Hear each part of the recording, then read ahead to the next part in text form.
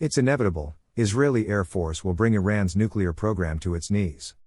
Iran took its best shot at Israel with hundreds of ballistic missiles, cruise missiles, and hundreds of drones, totaling over 400 forms of aerial attack from many different sides and vectors.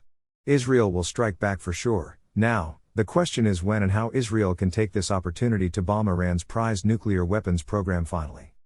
Thank you, and welcome to this channel. If you're new to this channel, please subscribe and click the bell icon to receive a notification when new content is released. Is distance a matter for the Israeli Air Force?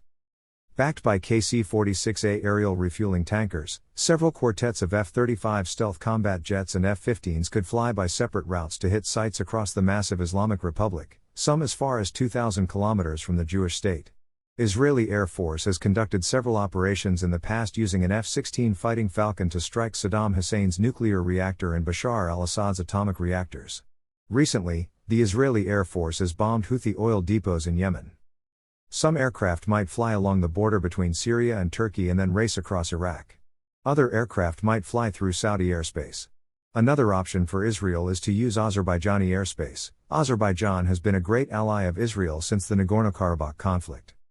Potential targets. Iran's targets were to include key power stations and oil refineries of Iran to bring them to their knees, much the same way IDF intelligence had collected intelligence for years.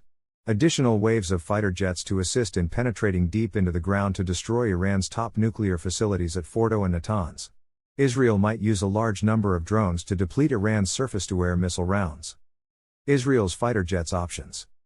Israel's stealthy F-35s, vital for penetrating enemy airspace and evading radar, can carry external fuel tanks, and there are claims that Israel has designed stealthy fuel tanks.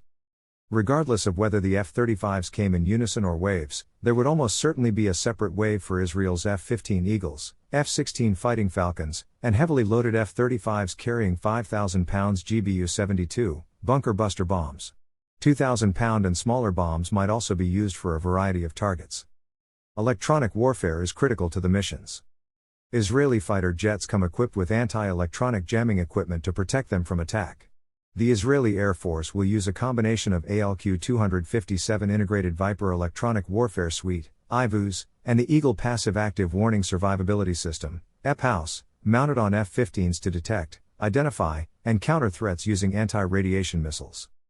The Electronic Warfare Suite incorporates radar warning systems and jamming capabilities, including the Alizra SPS-3000 self-protection jammer. Israeli Rafael Advanced Defense Systems has released a video of the Rafael Sky Shield, a smart airborne EU escort jammer, and electronic attack system in a compact pod. The Sky Shield engages enemy radars in hostile environments and provides comprehensive electronic countermeasures against enemy threats. According to Rafael's video, the attacking squadron can use the pod against a territory defended by long-range S-400 missiles and SA-22 short-range air defense systems. GBU-72 bunker-busting bombs. Israeli planners have shared operational lessons from their use of the GBU-28 bomb with the U.S. Air Force to help develop operational profiles for the GBU-72. According to the USAF announcement, the GBU-72 was developed to overcome hardened, deeply buried target challenges and designed for both fighter and bomber aircraft. The GBU-72's use of the JDAM GPS and INS guidance package rather than the GBU-28's laser guidance will allow the Air Force to conduct these types of strikes in any weather.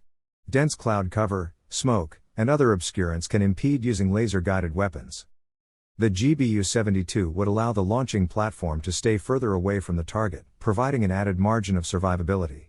GPS and INS guidance does mean that the GBU-72 can only be used against fixed points, but deeply buried, hardened facilities are also not generally a mobile target set. Subscribe to this YouTube channel. Visit globaldefensecorp.com. Follow us on X, YouTube, Facebook, LinkedIn and Instagram.